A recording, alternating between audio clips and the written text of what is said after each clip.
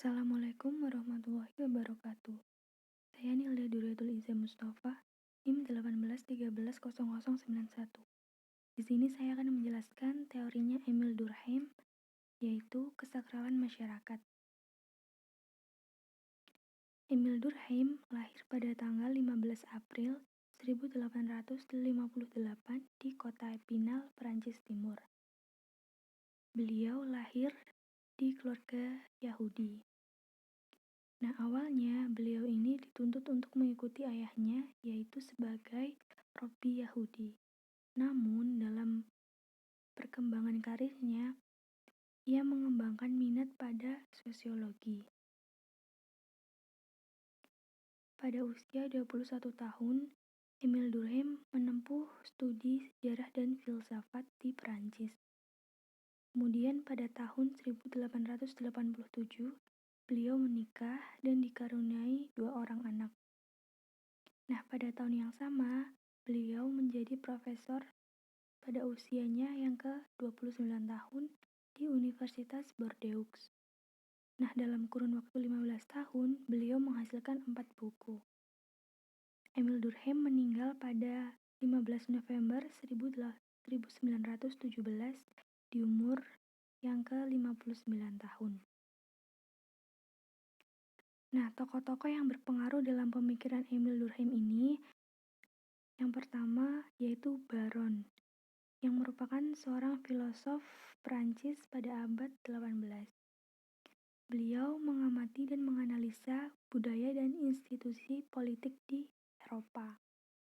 Yang kedua ada Saint-Simon, yaitu seorang pemikir sosialis. Lalu yang ketiga ada Auguste Comte, yaitu seorang filosof Prancis atau sebagai bapak sosiologi. Yang keempat ada Ernest Renan, yaitu seorang kritikus people. Lalu yang kelima ada Numa Denis, yaitu seorang sejarawan klasik. Nah, ia mengkaji sejarawan dunia kuno. Lalu ada karya-karya dari Emil Durkheim yang sangat berpengaruh terhadap sosiologi.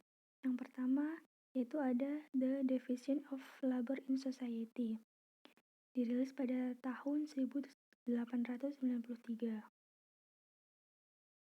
Buku ini membahas tentang konsep-konsep norma-norma sosial. Nah, dalam buku ini kita dikenalkan dengan teori solidaritas. Teori solidaritas itu lahir dari pandangan Durkheim yang membantah kepemilikan pribadi yang sifatnya individu. Karena menurut Durkheim, sistem kepemilikan yang pertama kali muncul bukanlah bersifat pribadi, melainkan bersifat komunal dan berlandaskan kepada suatu yang sakral. Bahwa masyarakat lama menganggap semua kepemilikan tersebut itu tidak dikuasai oleh perorangan saja, melainkan secara keseluruhan oleh masyarakat yang ada di suatu tempat tersebut. Dalam teori solidaritas ini dibagi menjadi 2, yaitu solidaritas mekanik dan solidaritas organik. Solidaritas mekanik ini identik dengan yang namanya kesadaran kolektif masyarakat. Nah, biasanya terjadi pada masyarakat tradisional atau masyarakat primitif. Yang kedua ada solidaritas organik. Nah, itu identik dengan sifat yang individualistik. Biasanya terjadi pada masyarakat modern atau masyarakat kota. Lalu ada bukunya yang kedua, yaitu The Rules of Sociological Method. Nah, buku ini melahirkan fakta sosial. Fakta sosial itu pandangan bagaimana kita mempelajari atau menilai individu itu tidak ada dari sifat internalnya saja, melainkan juga harus mengkaitkan dengan faktor eksternal yang ada di luar individu tersebut yang sifatnya dinilai cenderung memaksa. Lalu yang ketiga ada bukunya Le Suicide pada tahun 1897. Dalam buku ini menghubungkan perilaku individu seperti bunuh diri dengan sebab-sebab sosial atau fakta sosial. Buku ini itu identik dengan dengan fenomena bunuh diri. Lalu bukunya yang keempat yaitu The Elementary Forms of the Religious Life. Nah, buku ini membahas permasalahan-permasalahan agama dalam pandangan Durkheim, dirilis pada tahun 1912. Lalu dalam bukunya The Elementary of the Religious Life, itu dimaksudkan untuk menemukan dasar-dasar yang terdapat dalam setiap agama. Nah, Durkheim memulai bukunya dengan memunculkan latar belakang yang berbentuk kebiasaan atau adat istiadat dalam suatu masyarakat.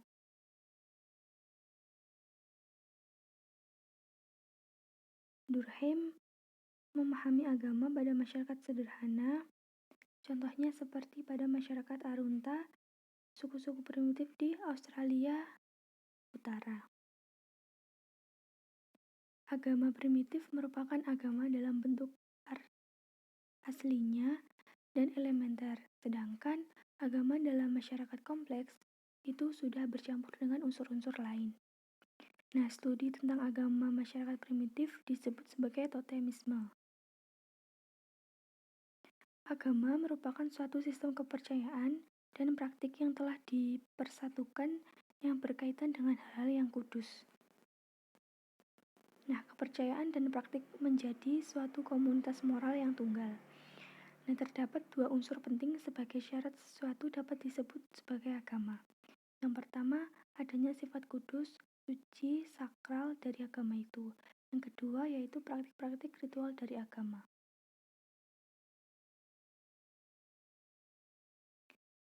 Dengan adanya agama dalam masyarakat dapat dibedakan antara hal-hal yang sakral dan yang tidak sakral atau duniawi, atau bisa disebut sebagai profan. Sakral adalah dikatakan sebagai sesuatu yang superior, berkuasa dalam kondisi normal, dan selalu dihormati. Nah, sakral ini memiliki pengaruh yang besar kepada masyarakat. Kemudian ada profan. Profan ini bagian keseharian dari hidup dan bersifat biasa-biasa saja. Profan ini tidak memiliki pengaruh yang besar, hanya merefleksikan kehidupan saja.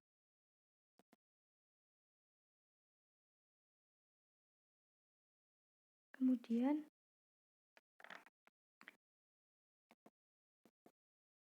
Durkheim ini menganggap hal yang paling penting dalam agama itu adalah praktek-praktek kehidupan keagamaan, bukannya kepercayaan-kepercayaan. Dan sesuatu yang sakral itu dipandang lebih mempunyai keunggulan dibandingkan sesuatu yang profan. Di antara sesama yang sakral terdapat derajat, kekuatan, dan kehormatan yang berbeda. Kemudian praktik-praktik tentang keyakinan atau upacara ritual keagamaan itu merupakan aturan-aturan mengenai cara berpikir, merasa, dan bertindak dalam hubungannya dengan objek-objek suci atau sebagai aturan-aturan perilaku yang menggambarkan bagaimana manusia seharusnya berhadapan dengan benda-benda.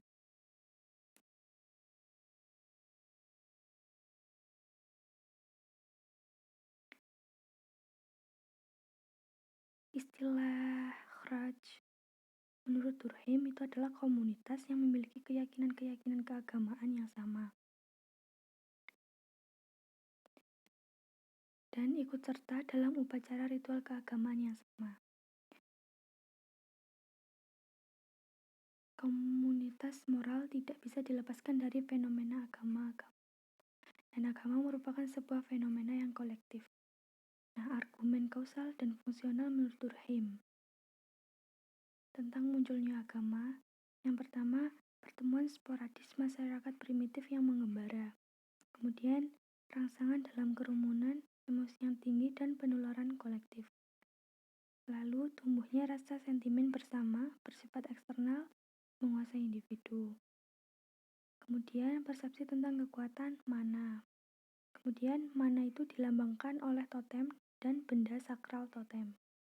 Lalu yang terakhir, totem itu mendorong rasa persatuan dan solidaritas anggota klan. Nah, dalam mendorong rasa solidaritas itu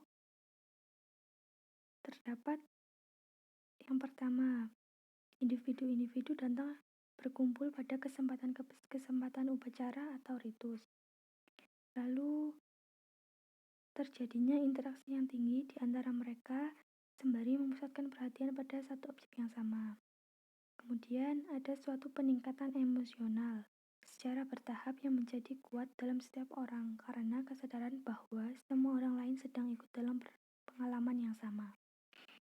Lalu ada pengalaman bersama, yaitu masing-masing tindakan orang menyumbang pada pengalaman bersama, tetapi pengalaman kolektif seluruhnya mengatasi setiap individu. Yang terakhir, terciptanya situasi emosional di mana individu itu kehilangan individualitasnya serta kontrol diri dan terhanyut dalam keadaan emosional yang tinggi. Nah, contohnya itu ada pada ritual Asyura Syiah. Kemudian dalam memahami agama, orang itu harus terlibat dalam upacara keagamaan atau upacara ritual. Nah, melalui upacara ritual dan penyembulnya mampu membangkitkan dan menghidupkan pengalaman keagamaan. Nah, dalam upacara ritual itu pengalaman kolektif diperkuat.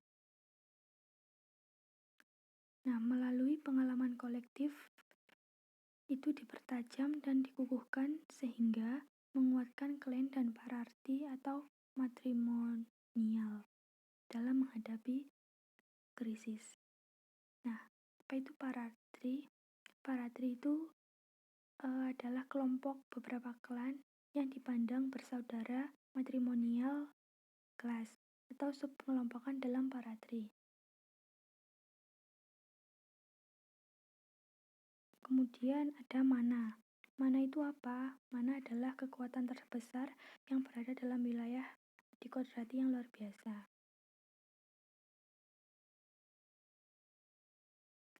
Nah, kekuatan yang luar biasa perlu dijelaskan. Sentimen yang kuat dan berdaya besar ini perlu ditautkan pada sebuah benda konkret dan bisa dilihat. Nah, maka binatang atau tumbuhan yang disimbolisasikan dalam suatu momok itu menjadi konkret yang mewakili dan mempersonifikasi mana.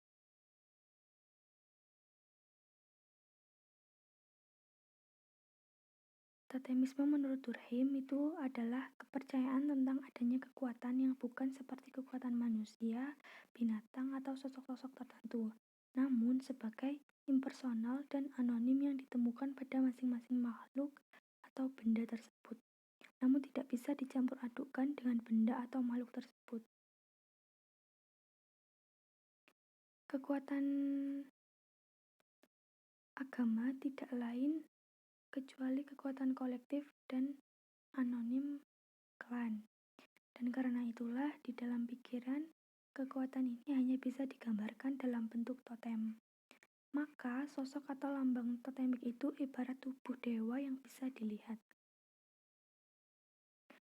Durkheim mengemukakan bahwa klan-klan totemik primitif itu mengidentifikasikan dirinya sendiri dengan nama-nama totemnya yang khusus. Apapun totemnya itu, seperti kanguru, kerbau, dan lain sebagainya itu, nama totem adalah nama atau lambang klan itu. Dan mereka percaya bahwa benda totem itu mewujudkan prinsip totem yang suci atau yang mana. Terima kasih, sekian penjelasan dari saya. Wassalamualaikum warahmatullahi wabarakatuh.